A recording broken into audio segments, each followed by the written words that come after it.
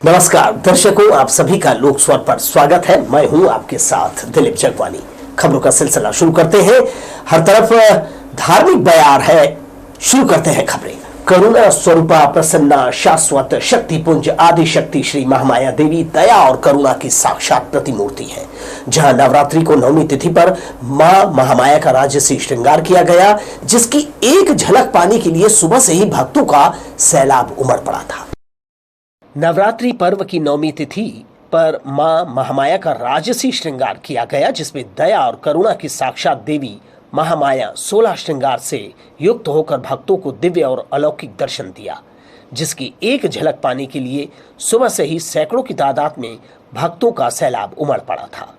सिद्धिदात्री स्वरूप मां महामाया के राजसी श्रृंगार में करीब 5 किलो स्वर्ण आभूषणों से युक्त मां भगवती का यह दिव्य स्वरूप देखते ही बन रहा था और भक्त अपनी सुध बुध खोकर भाव भक्ति से अपलक माता रानी के दिव्य स्वरूप को निहारते रहे। आज नवमी के दिन माता जी करुणा और दया के रूप में विराजमान हैं। आप देख रहे हैं कि उनकी जो आज जो उनका श्रृंगार हुआ है वो राजसी श्रृंगार हुआ है और उनको लगभग 4.5-5 किलो के करीब सोने के जेवर आज उन्होंने पहने हुए हैं।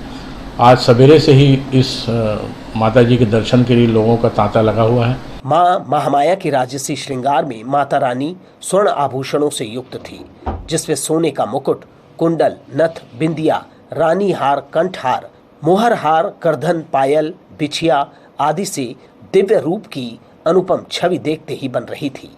मां भगवती के इस अलौकिक रूप को निहारने के लिए भक्तों का शाम तक तांता लगा रहा। मां जगदम्बा के समक्ष आने वाले प्रत्येक भक्त को एक दिव्य शक्ति की अनुभूति प्राप्त हुई।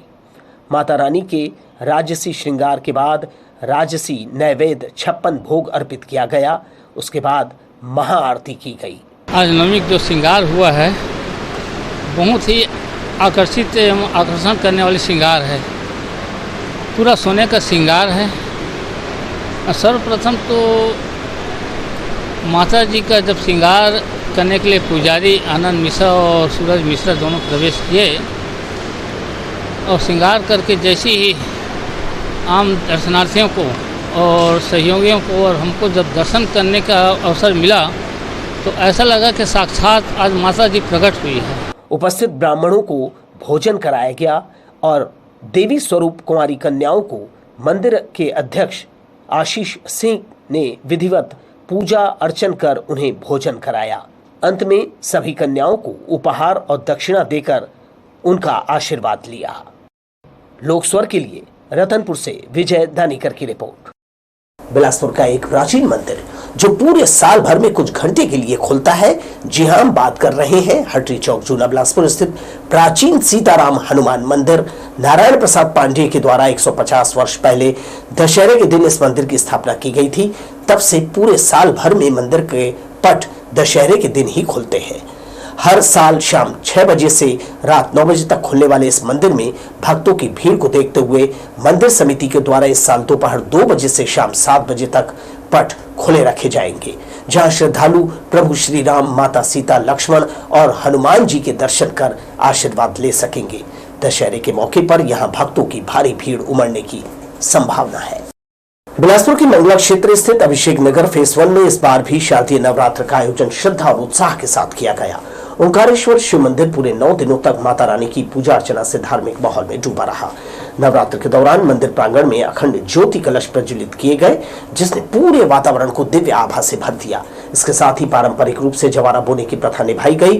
पर्व के दौरान कई विशेष धार्मिक अनुष्ठान संपन्न हुए। अष्टमी के दिन विशेष हवन पूजन का आयोजन किया गया। वहीं नवमी के अवसर पर कन्या भोज का भव्य आयोजन कर भक्तों के बीच भोग का वितरण किया गया। इस मौके पर कॉलोनी वासी बड़ी संख्या में शामिल हुए और माता रानी का आशीर्वाद प्राप्त किया। आयोजकों ने नवरात्रि पर्व के महत्व पर प्रकाश डालते हुए बताया कि यह न केवल आध्यात्मिक उत्थान का माध्यम है, बल्कि इससे समाज में सकारात्मक ऊर्जा और आपसी समरसता का मजबूत संदेश प्रसारित होता है। अभिषेक नगर फेस 1 का यह शारदीय नवरात्र आयोजन धर्म और आस्था की एक मजबूत मिसाल बनकर उभरा। शुभम विहार के ब्रह्मास कुमारी केंद्र द्वारा मंगला चौक में चैतन्य झांकी सजाई गई। माता की सजीव झांकियां देखने भक्तों की भीड़ लगी रही। इस अवसर पर बाल कलाकार ने माता काली का वेश धारण कर अद्भुत नृत्य प्रदर्शन किया। श्रद्धालु माता का रौद्र रूप देखकर रोमांचित हुए। धार्मिक कथा का संगीतमय अभिनय प्रदर्शन देखकर मौजूद लोगों ने इसे खूब सराहा। महाअष्टमी के अवसर पर प्रदेश के मुख्यमंत्री विष्णुदेव साय रतनपुर पहुंचे और शक्ति स्वरूपा मां महामाया के दरबार में शीश नवाया। मुख्यमंत्री ने मां महामाया के दिव्य स्वरूप के दर्शन कर प्रदेश की सुख समृद्धि और जनता के कल्याण की कामना की। दर्शन के दौरान सीएम ने विधि विधान से पूजा अर्चना की। उन्होंने कहा कि नवरात्रि का पर्व शक्ति की उपासना और सकारात्मक ऊर्जा का प्रतीक है। उनकी सेवा का अवसर मिलना हमारे लिए सौभाग्य की बात है। मुख्यमंत्री के साथ बेलतरा विधायक सुशांत शुक्ला भी मौजूद रहे। विधायक शुक्ला ने भी मां महामाया के दर्शन कर प्रदेश की तरक्की और जनता की खुशहाली की प्रार्थना की। मां महामाया मंदिर में सुबह से ही भक्तों की भारी भीड़ उमड़ रही थी। महाअष्टमी पर मां के विशेष श्रृंगार और पूजन के लिए दूर दराज से श्रद्धालु पहुंचे। इस बीच मुख्यमंत्री और विधायक के आगमन से श्रद्धालुओं में भी उत्साह का संचार हुआ। मंदिर परिसर में सुरक्षा और व्यवस्था के विशेष इंतजाम किए गए। मुख्यमंत्री ने श्रद्धालुओं से मुलाकात कर उन्हें शक्ति की उपासना का महापर्व नवरात्रि की शुभकामनाएं दी। लाला लाजपत राय नगर खपरगंज में स्वर्गीय राजकुमार अग्रवाल और मंगत राय अग्रवाल अशोक अग्रवाल के द्वारा 45 साल पहले शुरू की गई दुर्गा पूजा परंपरा निरंतर जारी है। इस नवरात्रि पर भी भव्य पंडाल में मां दुर्गा की प्रतिमा स्थापित कर पूजा अर्चना की जा रही है और भक्तजन आस्था के साथ दर्शन करने यहां पहुंच रहे हैं। अष्टमी की रात यह भंडारे का आयोजन किया गया, जिसमें सैकड़ों की संख्या में श्रद्धालुओं ने प्रसाद ग्रहण किया और माता के जयकारे लगाए। यह आयोजन स्थानीय लोगों के लिए आस्था और शक्ति का प्रमुख केंद्र बन चुका है। स्थानीय लोग इस परंपरा को अपनी धार्मिक विरासत और सामूहिक भक्ति का प्रतीक मानते हैं। आयोजन समिति ने बताया कि आने वाले वर्षों में भी यह परंपरा इसी तरह चलती रहेगी, ताकि नई पीढ़ी भी मां दुर्गा की भक्ति और सांस्कृतिक परंपराओं से जुड़ी रहे। भक्ति और आस्था का यह अद्भुत समागम न केवल स्थानीय लोगों को जोड़ता है, बल्कि बिलासपुर के नवरात्रि उत्सव में धार्मिक रंग भरता है। इस वर्ष 45वां वर्ष मना रही है। आज हम लोग वही टीम जूनियर टीम बनकर आज ये गौरवमयी 45वें वर्ष पर पहुंची है और उम्मीद ही नहीं, हम पूरा विश्वास है कि हम 50वां वर्ष भी गौरवमयी मनाएंगे। उसलापुर में विराजित दुर्गा देवी की प्रतिमा स्थल सज्जा और झांकी को देखने के लिए श्रद्धालुओं का रेला उमड़ रहा है। शाम से देर रात तक लोग दर्शन करने पहुंच रहे हैं। यहाँ मेले जैसा माहौल है। कभी यह क्षेत्र पंचायत था, अब नगर निगम का हिस्सा हो गया है। कई कॉलोनियां भी बन गई हैं। इसके कारण नवरात्र में दर्शनार्थियों की भारी भीड़ जुट रही है। दुर्गा पंडालों में भीड़ को व्यवस्थित करने वॉलंटियर्स और पुलिस की चार चौबंद व्यवस्था है। शारदीय नवरात्र का कन्या पूजन, हवन आदि संपन्न हो गया। विजयादशमी के दूसरे दिन दुर्गा प्रतिमाओं का विसर्जन किया जाएगा। बंगाली समाज ने महाअष्टमी की विधिवत पूजा की, जिसमें पारंपरिक पुष्पांजलि, भोग, संधि पूजा, संध्या आरती जैसे अनुष्ठान किए गए। महाअष्टमी दुर्गा पूजा का सबसे शुभ दिन माना जाता है, जहां भक्त सुबह से ही पूजा स्थलों पर जमा होकर देवी दुर्गा को फूल और बेलपत्र अर्पित करते हैं। इस दिन संधि पूजा विशेष रूप से महत्वपूर्ण होती है। सरकंडा बंगालीपाड़ा के कालीबाड़ी में अष्टमी और नवमी के संधि बेला में 108 दीपों और कमल के फूलों से मां की पूजा की गई। इस दौरान बंगाली समाज की महिलाएं पारंपरिक वेशभूषा में सजी थी, खासकर लाल या दूसरे शुभ रंगों की साड़ी पहने हुए थी। नवरात्र पर्व का सांस्कृतिक महत्व है। यह न केवल एक धार्मिक अनुष्ठान है, बल्कि बंगाली समुदाय को जोड़ने वाला एक सांस्कृतिक उत्सव भी है। इस दिन को उत्सव के रूप में मनाया जाता है, जिसमें पारंपरिक मधुर संगीत सुनाई दिया, माता को पारंपरिक व्यंजनों का भोग लगाया। समाज इसे बुराई पर शक्ति की जीत के रूप में मनाता है।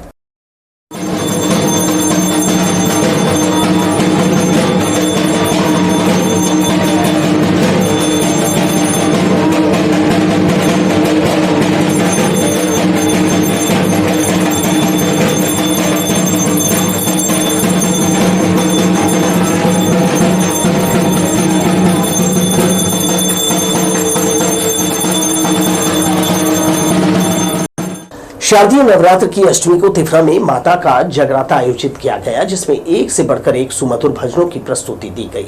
फरमाइश पर कलाकारों ने छत्तीसगढ़ी में माता का जसगीत भी सुनाया, जिससे श्रोता भाव विभोर हो गए। इस समय नगर में चारों ओर भक्ति की गंगा बह रही है। लोग भी धार्मिक उल्लास से भरे हुए हैं। तिफरा के गुड़ी चौक में मां दुर्गा के भजन सुनने और झांकी देखने बड़ी संख्या में श्रद्धालु मौजूद रहे।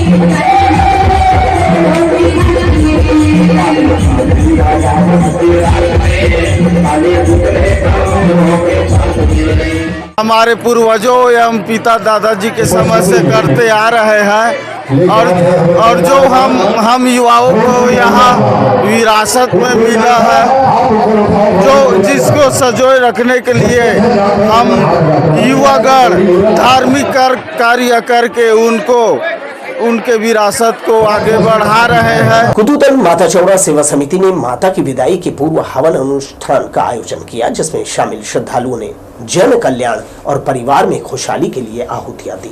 वार्ड नंबर 16 विष्णुनगर कुतुदन में समिति का यह धार्मिक आयोजन इसलिए भी चर्चा में रहता है क्योंकि इसे पूरी तरह महिलाएं मिलकर संचालित करती है। हवन में सभी परिवार समेत शामिल हुए और माता से भूल चूक के लिए क्षमा मांगी। माता चौरा सेवा समिति ने नवरात्र पर्व के दौरान प्रतिदिन मंदिर परिसर में भजन और जस गीतों से माता दुर्गा का गुणगान किया। रतनपुर से एक चौंकाने वाला हत्या का संदिग्ध मामला सामने आया है। बताया जाता है कि पति पत्नी के बीच विवाद करीब 6 से 7 दिन पहले हुआ था। शुरुआती जानकारी के अनुसार पति की मौत का कारण पारिवारिक कलह है, जिसकी जड़ में पति का नशा करना था। जानकारी के मुताबिक विवाद के दौरान पत्नी ने कथित तौर पर पति को धक्का दे दिया था। इस घटना के बाद से पति काफी व्यथित था। घटना की सूचना मिलते ही पुलिस की टीम डॉग स्क्वाड के साथ मौके पर पहुंची और मामले की गहराई से जांच कर रही है। वरिष्ठ पुलिस अधीक्षक रजनेश सिंह ने बताया कि 6-7 दिन पहले दोनों के बीच में विवाद हुआ था। फिलहाल ऐसी जानकारी मिली है कि पत्नी ने विवाद में, क्योंकि उसका पति शराब पीता था या कोई नशा करता था, उस पर कुछ कहा सुनी हुई और उसने उसे धक्का दे दिया। उस समय से वो बड़ा व्यथित था। फॉरेंसिक टीम, डॉग स्क्वाड सभी मौके पर पहुंच गए। अभी तक शव में कहीं कोई निशान नहीं है। पत्नी के शरीर पर भी कोई निशान नहीं पाया गया है। तो ऐसा हो सकता है कि पति की हत्या कर दी या फिर वो खुद फांसी पर लटका हो, लेकिन इन संभावनाओं पर अभी इन्वेस्टिगेशन जारी है। वो उसमें अभी पता चला है कि पति पत्नी के बीच में विवाद हुआ था 6-7 दिन पहले। तो अभी प्रथम दृष्टया ऐसी जानकारी मिली है कि पत्नी ने विवाद में उसका पति जो है वो शराब पीता था या कोई नशा वशा करता था, तो उस पर कुछ उसके साथ कहा सुनी हुई, धक्का दे दिया था। उस समय से बड़ा व्यथित था। उसके घर वालों ने ऐसा बताया है। अभी प्रथम दृष्टया उसमें मर्ग कायम करके जांच की जा रही है। पति की डेड बॉडी फांसी लगी हुई मिली है उसी खेत में जहां पर कि मेड़ पर उसकी पत्नी की डेड बॉडी मिली है। तो उसमें एफएसएल टीम, डॉग स्क्वाड ये सभी पहुंचे हैं। एसएसपी ने बताया कि पहली नजर में ये मामला हत्या या फिर आत्महत्या के लिए उकसाने का हो सकता है। शव पर किसी तरह के बाहरी निशान नहीं होने और पत्नी पर भी चोट के निशान नहीं मिलने के कारण पुलिस सभी पहलुओं पर जांच कर रही है। डॉग स्क्वाड की मदद ली जा रही है और जल्दी ही इस मामले की गुत्थी सुलझाने की उम्मीद है। लोकस्वर के लिए कैमरामैन मयंक सिंह के साथ भूपेंद्र राठौर की रिपोर्ट। दशहरा पर्व को ध्यान में रखते हुए पुलिस प्रशासन ने सुरक्षा के कड़े इंतजाम किए हैं, खासकर उन सभी स्थानों पर जहां रावण दहन के बड़े कार्यक्रम आयोजित होंगे। इसके लिए पुलिस ने 4 चौबंद व्यवस्था की है। छोटे बड़े सभी आयोजनों को ध्यान में रखते हुए थाना प्रभारियों को अपने क्षेत्रों में सुरक्षा सुनिश्चित करने के निर्देश दिए गए हैं। दशहरे के लिए जितने भी स्थल हैं जहाँ जहाँ दशहरा मनाया जाएगा, विशेष तौर पे जो बड़े जगह पर जहाँ रावण दहन है और छोटे छोटे स्थानों को भी थाना प्रभारियों सभी को निर्देशित किया गया है। सभी जगह पर्याप्त बैरिकेडिंग और पब्लिक की सुरक्षा, साथ ही साथ में हम लोग लगभग हमारे पास 300-400 का बल हम लोग लगा रहे हैं सभी जगहों पर। राजपत्रित अधिकारी हैं, बाहर से भी फोर्स हम लोगों ने बुलाया है और उसमें हम लोग कर रहे हैं। अपराधियों के खिलाफ कार्रवाई, जो ऐसे अपराधी जो कि अपने साथ में चाकू, छुरी ये सब रखते हैं, आप लोगों ने देखा होगा कि कल लगभग 30-40 केजी जिसमें चाकू है, छुरी है, कड़े हैं और चूड़ा है, इस तरीके की जब्ती की गई है और बहुत से आरोपियों को जेल भेजा गया है। थाना सिविल लाइन में दर्ज करोड़ों की धोखाधड़ी मामले में आखिरकार मुख्य आरोपी हीरानंद भागवानी पुलिस के शिकंजे में आ ही गया। लंबे समय से फरार चल रहे हीरानंद ने 29 सितंबर को अदालत में आत्मसमर्पण कर दिया। पुलिस के अनुसार हीरानंद ने अपनी पत्नी नायरा भागवानी और साथी मुरली लहेजा के साथ मिलकर लोगों को 40 दिनों में रकम डबल करने का झांसा दिया। इस ठगी के जाल में 100 से ज्यादा लोग फंसे और करीब 2 करोड़ रुपए का नुकसान उन्हें उठाना पड़ा। नायरा और मुरली को पुलिस ने पहले ही गिरफ्तार कर सलाखों के पीछे भेज दिया है। आत्मसमर्पण के बाद पुलिस ने हीरानंद को रिमांड पर लेकर पूछताछ की, जहां आरोपी ने अपराध स्वीकार किया और कई अहम जानकारियां भी दी। जांच में सामने आया कि ठगी के पैसों से जमीन खरीदी गई। पुलिस ने इस जमीन की नीलामी के लिए अदालत में प्रतिवेदन प्रस्तुत कर दिया है। फिलहाल आरोपी को न्यायिक रिमांड पर जेल भेज दिया गया है और आगे की कार्यवाही की जा रही है। गंगा भवानी नाम के व्यक्ति द्वारा अपने साथियों के साथ मिलकर 50 से 100 लोगों के व्यक्तियों के साथ करीब करोड़ों रुपए की ठगी की गई थी। इसमें उसने 40 दिन में रकम डबल करने का लोगों को झांसा दिया था। पुलिस लगातार उसका पतासाजी कर रही थी। पुलिस ने इसको अभी गिरफ्तार किया है और गिरफ्तार करने के बाद पुलिस रिमांड में से लिया गया कि पूछताछ की गई है। उसके पूछताछ में कई साक्ष्य पुलिस को प्राप्त हुए हैं और उसे अभी न्यायिक रिमांड में कल भेजा गया। बिलासपुर से इंसानियत और संवेदनाओं को झकझोर देने वाली खबर आई है। यहाँ एक स्ट्रीट डॉग ने ब्रीड डॉग को खून देकर उसकी जान बचाई। अक्सर लोग जिन आवारा कुत्तों से दूरी बनाते हैं, आज वही सच्चे हीरो साबित हुए। जानकारी के मुताबिक कोरबा से एक ब्रीड डॉग बिलासपुर लाया गया था, जिसे ब्लड ट्रांसफ्यूजन की जरूरत थी, लेकिन लंबे समय तक उसकी नस्ल का डोनर डॉग उपलब्ध नहीं हो पाया। 2 दिन की मशक्कत के बाद आखिरकार बिलासपुर के एक स्ट्रीट डॉग को आगे लाकर ब्लड डोनेट कराया गया और ब्रीड डॉग की जान बचा ली गई। लोग अक्सर स्ट्रीट डॉग्स को नजरअंदाज करते हैं, लेकिन इस घटना ने साबित कर दिया कि ये कुत्ते समाज के लिए कितने अहम हैं। ये न सिर्फ इंसानों से जल्दी जुड़ जाते हैं, बल्कि अपने क्षेत्र की सुरक्षा भी करते हैं। एक प्रेस कॉन्फ्रेंस में बीएसएनएल बिलासपुर व्यवसायिक क्षेत्र की उल्लेखनीय उपलब्धियों को महाप्रबंधक ने पत्रकारों से साझा किया। पूर्णतः स्वदेशी तकनीक आधारित 4G सेवाओं की निरंतरता के लिए मंडल के अंतर्गत 1133 टावरों को अपग्रेड करने की जानकारी दी। इस समय बीएसएनएल अपने स्थापना की 25वीं वर्षगांठ मना रहा है। स्वदेशी 4G सेवाओं के क्षेत्र में बिलासपुर व्यवसायिक क्षेत्र, रायगढ़ और सरगुजा मिलाकर अब तक बीएसएनएल ने 1133 BTS को 4G में अपग्रेड किया है। यह जानकारी देते हुए महाप्रबंधक नीतीश श्रीवास्तव ने बताया कि मौजूदा 844 टावरों में से 791 को स्वदेशी 4G किया गया है, जबकि डिजिटल भारत निधि परियोजना के अंतर्गत 476 टावरों में से 342 से सफलतापूर्वक संचार सेवा संचालित किया जा रहा है। बिलासपुर व्यवसायिक क्षेत्र में 4G सेवाएं चालू की गई है, स्वदेशी 4G सेवाएं, और इस संदर्भ में हमारे अचीवमेंट जो है ये है कि पिछले कुछ दिनों में हम लोगों ने लगभग 1133 टावर्स को अपग्रेड किया है। इसमें से 4G सैचुरेशन की जो भारत निधि, डिजिटल भारत निधि कही जाती है, इस पे करीब 342 साइटें की गई हैं और लगभग 791 साइट जो एग्जिस्टिंग साइट्स थी उनको अपग्रेड किया गया है।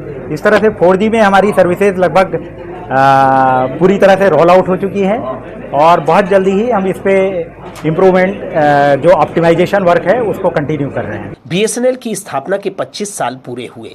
इस अवसर पर ग्राहक सेवाओं का बढ़ता दायरा और नवीन संचार तकनीक प्रेस से साझा कर रहे बिलासपुर मंडल के महाप्रबंधक ने कहा, इस वित्तीय वर्ष में अब तक बिलासपुर व्यवसायिक क्षेत्र में 36,276 नए मोबाइल कनेक्शन जोड़े गए, जिनमें से 5500 ग्राहक MNP के माध्यम से अन्य ऑपरेटरों से आए हैं। बताया गया कि बीएसएनएल उपभोक्ताओं के लिए ई-सिम सेवाएं जल्दी ही उपलब्ध कराएगा। कैमरामैन सतीश साहू के साथ दिलीप जगवानी, लोकस्वर, बिलासपुर। इमलीपाड़ा में खादी ग्रामोद्योग के नाम से सहकारी कॉम्प्लेक्स बनाया गया था। यहाँ गांधी जी की गीता पढ़ते हुए प्रतिमा लगाई गई थी, जो खंडित होने के कारण विसर्जित कर दी गई। नई प्रतिमा कब लगेगी, इस बारे में कोई कुछ कहने के लिए तैयार नहीं है। इमलीपाड़ा में एक बड़ा परिसर बनाकर गांधी के नाम पर ग्रामोद्योग, हाथकरघा और खादी वस्त्र भंडार था। भवन में गीता पढ़ते हुए गांधी जी की प्रतिमा लगाई गई थी, लेकिन रख रखाव नहीं होने के कारण ये मूर्ति खंडित हो गई, जिसे विसर्जित कर दिया गया है। लेकिन उनके स्थान पर नई प्रतिमा नहीं लग सकी है। यह परिसर कभी गांधी और खादी के नाम से समर्पित रहा, लेकिन अब वह व्यावसायिक परिसर बनकर रह गया है। समय कैसे बदलता है, यहाँ की स्थिति को देखकर समझा जा सकता है। गांधी और खादी के नाम पर धंधा करने वाले अब उनके नाम से भी परहेज करते हैं। गांधी जी की प्रतिमा कब और कैसे लगेगी, इस बारे में कोई कुछ कहने के लिए तैयार नहीं है। लोक स्वर के लिए कैमरामैन जयेंद्र गोले के साथ किशोर श्रीवास्तव की रिपोर्ट। पुराना बस स्टैंड में अब रावण का पुतला इमलीपारा मार्ग पर राजस्थान होटल के पास खाली हुए चौराहे पर फूंका जाएगा। पहले यह हनुमान मंदिर के सामने मुख्य मार्ग पर दहन किया जाता था। वहां हर समय अग्नि दुर्घटना का खतरा रहता था। पुराना बस स्टैंड में हनुमान मंदिर के सामने जलने वाला रावण का पुतला अब राजस्थान होटल से खाली हुए चौराहे पर जलाया जाएगा। हनुमान मंदिर के सामने मार्ग पर ही पुतला फूंकने के कारण दुर्घटना का खतरा रहता है। इसे अब इमलीपारा चौक की ओर शिफ्ट कर दिया गया है। पुराना बस स्टैंड कभी शहर की शान था, राजनीतिक चर्चाएं और छात्र राजनीति का केंद्र था, लेकिन अब वो बात नहीं रही। हाईटेक बस स्टैंड तिफरा में चले जाने के बाद व्यापार और गतिविधियां दोनों थम सी गई हैं। रावण दहन का श्रेय पूर्व छात्र नेता स्वर्गीय शोभालाल प्रजापति को जाता है। जीवन भर वे तीसरे दल की राजनीति करते रहे, लेकिन सियासी गलियारे में उन्हें जगह नहीं मिली। लोक स्वर के लिए कैमरामैन जयेंद्र गोले के साथ किशोर श्रीवास्तव की रिपोर्ट। बिलासपुर में इस बार विजयादशमी का पर्व और भी भव्य होगा। रेलवे इंस्टीट्यूट मैदान में लगातार 75 सालों से आयोजित दशहरा उत्सव इस बार अमृत महोत्सव के रूप में मनाया जाएगा। खास बात यह है कि पहली बार यहां 65 फीट ऊंचे रावण के साथ मेघनाद और कुंभकर्ण के पुतलों का भी दहन किया जाएगा। पुलिस मैदान, लाल बहादुर शास्त्री स्कूल मैदान और पुराना बस स्टैंड में भी शाम से रात तक रावण दहन के आयोजन होंगे। वहीं साइंस कॉलेज मैदान में 101 फीट ऊंचे रावण पुतले का दहन मुख्य आकर्षण रहेगा, जहां केंद्रीय मंत्री और भाजपा विधायक विशेष अतिथि होंगे। हिंदुस्तानी सेवा समाज के इस आयोजन को ऐतिहासिक बताते हुए श्रद्धालुओं से बड़ी संख्या में जुटने की अपील की गई है। 75 वर्षों से निरंतर भगवान श्री राम की लीला एवं दशहरा उत्सव का यहाँ पे किया जा रहा है, जिसमें नॉर्थ ईस्ट इंस्टीट्यूट में 65 फीट का रावण का पुतले के साथ साथ मेघनाद और कुंभकर्ण का भी पुतला बनाया गया है। गुरुवार को देश भर में विजयादशमी का पर्व धूमधाम से मनाया जाएगा। शहर में भी दशहरे को लेकर तैयारियां जोरों पर है। रेलवे मैदान में हिंदुस्तानी सेवा समाज की रामलीला का भव्य मंचन जारी है। इस बार आयोजन और भी खास है क्योंकि रामलीला मंचन का यह 75वां वर्ष है। कानपुर के श्री बालाजी रामलीला मंडली भगवान श्री राम के जीवन प्रसंगों का जीवंत मंचन कर रही है, जिसे देखने बड़ी संख्या में श्रद्धालु पहुंच रहे हैं। कलाकारों के सजीव अभिनय ने दर्शकों को भक्ति और आस्था के रंग में डुबो दिया है। रामलीला के साथ रेलवे मैदान में मेले का आयोजन भी हो रहा है, जहां बच्चों से लेकर बड़े तक सभी में उत्साह देखा जा रहा है।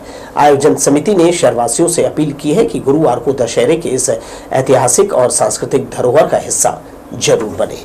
74 वर्षों से इस क्षेत्र में रामलीला का भव्य मंचन और दशहरा का उत्सव रावण वध के रूप में इंस्टीट्यूट में मनाया जाता है। बिलासपुर का सबसे पुराना रामलीला है और इसको जो शुरू करने वाले हमारे कुछ रेल कर्मचारी और बुधवारी बाजार के माल धक्का के व्यापारी वर्ग ने ये शुरू किया था।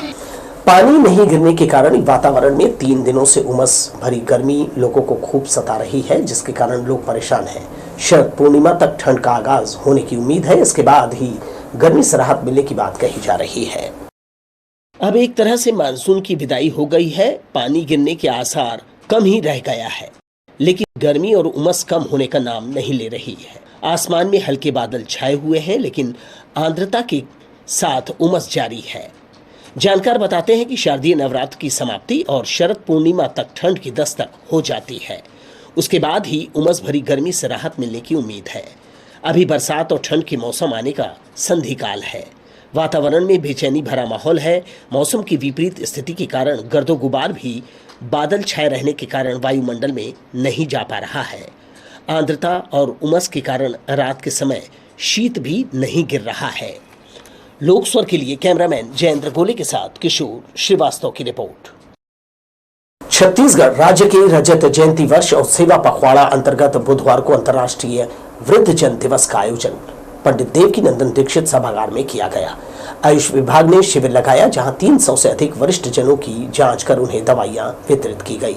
सियान जतन क्लिनिक से उन्हें होम्योपैथिक उपयोगिता और परीक्षण कर चिकित्सक द्वारा उचित परामर्श दिया गया। आयोजन को बहुउपयोगी बनाने के उद्देश्य से मुख्य चिकित्सा और स्वास्थ्य विभाग द्वारा वयोवृद्ध शुगर बीपी जांच के साथ 70 वर्ष से अधिक वरिष्ठ जनों का आयुष्मान कार्ड बनाया गया। कार्यक्रम के मुख्य अतिथि विधायक अमर अग्रवाल, विधायक धर्मलाल कौशिक का समाज कल्याण विभाग के अधिकारियों ने स्वागत किया। इस मौके पर विशेष रूप से उपस्थित विधिक सेवा प्राधिकरण की सिविल जज रिची जैन ने माता पिता भरण पोषण नियम 2007 के संबंध में वरिष्ठ नागरिकों को जानकारी दी। इसके बाद अतिथियों ने मंचस्थ अति वरिष्ठ जनों का सम्मान किया और उनके स्वस्थ दीर्घायु जीवन की कामना की। अपने उद्बोधन में मुख्य अतिथि अमर अग्रवाल ने कहा कि मैं वरिष्ठ नागरिकों के लिए हमेशा समर्पित रहता हूं। दुर्गा नवमी के उपलक्ष्य में इनका सम्मान कर अपने आप को सौभाग्यशाली समझता हूं। कि आज अंतर्राष्ट्रीय दिवस भी है और नवरात्रि की नवमी भी है, जहां माता सिद्धदात्री के रूप में आज हमको मिलती है। तो मैं तो अपना सौभाग्य मानूंगा कि आज सुबह ही, क्योंकि जैसे हमारी सांस्कृतिक परंपराएं हैं, आज सब लोग अपने घर में देवी माँ का पूजन करते हैं और मैं तो अपना सौभाग्य मानूंगा कि अभी देवी माँ के पूजन के बाद आप सबका प्रणाम करने का अवसर मुझे प्राप्त हुआ। और वह बिलासपुर की कानन पेंडारी में बड़ी खबर सामने आ रही है। यहाँ नए पदस्थ रेंजर सुखबाई कंवर पर कर्मचारियों ने गंभीर आरोप लगाए हैं। कर्मचारियों का कहना है कि रेंजर लगातार अभद्र व्यवहार कर रहे हैं और दबाव बना रहे हैं, जिससे वे परेशान हैं। कर्मचारियों का आरोप है कि रेंजर सुखबाई कंवर के रवैये से कार्यस्थल का माहौल खराब हो गया है। उनका कहना है कि लगातार दबाव और प्रताड़ना की वजह से वे मनोबल खो चुके हैं। कई कर्मचारी तो यहाँ तक कह रहे हैं कि 16-17 साल से सेवा दे रहे हैं, लेकिन ऐसा माहौल पहली बार देखने को मिल रहा है। कर्मचारियों ने साफ कर दिया कि यदि उनकी समस्याओं का समाधान जल्दी नहीं हुआ तो वे संगठन स्तर पर हड़ताल पर जाएंगे। उन्होंने प्रशासन से अपील की है कि इस मामले में तत्काल संज्ञान लिया जाए और शांतिपूर्ण कार्य वातावरण सुनिश्चित किया जाए। साथ ही चेतावनी दी है कि यदि उनकी अनदेखी हुई तो वे कानूनी और प्रशासनिक कदम उठाने मजबूर होंगे। पत्रकारों से चर्चा करते हुए प्रदेश कांग्रेस अध्यक्ष दीपक बैज ने राज्य सरकार पर कई गंभीर सवाल उठाए। दिव्यांग घोटाला, बिजली दरों में बढ़ोतरी और शराब बिक्री मुख्य मुद्दे रहे। कांग्रेस प्रदेश अध्यक्ष दीपक बैज ने दिव्यांग घोटाले को लेकर राज्य सरकार को कटघरे में खड़ा कर दिया। उन्होंने कहा कि इस पूरे मामले की सीबीआई जांच होनी चाहिए। उनका आरोप है कि बिना सरकार के संरक्षण इतना बड़ा घोटाला संभव नहीं है। उन्होंने तत्कालीन मुख्यमंत्री और महिला बाल विकास मंत्री की भूमिका की भी जांच की मांग की। बैज का कहना है कि सरकार केवल अधिकारियों को बलि का बकरा बना रही है, जबकि असल सच्चाई को दबाया जा रहा है। इसी के साथ उन्होंने बिजली बिल और शराब बिक्री को लेकर भी राज्य सरकार को आड़े हाथों लिया। उनका कहना है कि जनता पर लगातार बिजली दरों का बोझ बढ़ाया जा रहा है। उन्होंने चेतावनी दी है कि इस मुद्दे को सड़क से लेकर सदन तक उठाया जाएगा। कांग्रेस की रणनीति तैयार है और ब्लॉक स्तर से लेकर जिला, प्रदेश के तमाम बिजली दफ्तरों का घेराव कर प्रदर्शन किया जाएगा। उन्होंने सरकार से बिजली बिल हाफ योजना को फिर से लागू करने और दरों में कमी करने की मांग की है। थोड़ा सा जांच एजेंसियों को यह भी कह देना चाहिए कि 1000 करोड़ का जो घोटाला हुआ है उसे पूर्व मुख्यमंत्री का भी जांच करे, पूर्व महिला बाल विकास मंत्री का भी जांच करे, और बाकी 32,000 का जग, 8 लाख का रोटी तो वही है, उसका भी जांच करने की सलाह देना चाहिए जांच कमेटी। हाईकोर्ट ने तो 1000 करोड़ वाले जो एनजीओ वाला मामले में, उसमें तो सीबीआई को अनुशंसा किया है उन्होंने, जो सीबीआई जांच कराना चाहिए। उसमें अरुण साहू जी सहमत है कि नहीं, पहले तो बता दें। बिलासपुर में दुर्गा पूजा की धूम मची है। शहर के अलग अलग इलाकों में भव्य आकर्षक पंडाल सजाए गए हैं, जहां माता रानी की विभिन्न रूपाकारों में प्रतिमाएं विराजमान है। माता के भक्त उनकी सेवा और पूजा अर्चना कर रहे हैं। आलम यह है कि पूरा शहर शक्ति की आराधना में लीन है। सुबह से लेकर देर रात तक श्रद्धालु जो है सड़कों पर दिखाई दे रहे हैं। माता का आशीर्वाद लेने पंडाल भी पहुंच रहे हैं। लोक आस्था के इस महापर्व में लोक स्वर की टीम के साथ आपको लिए चलते हैं माता रानी के अलौकिक दरबार में।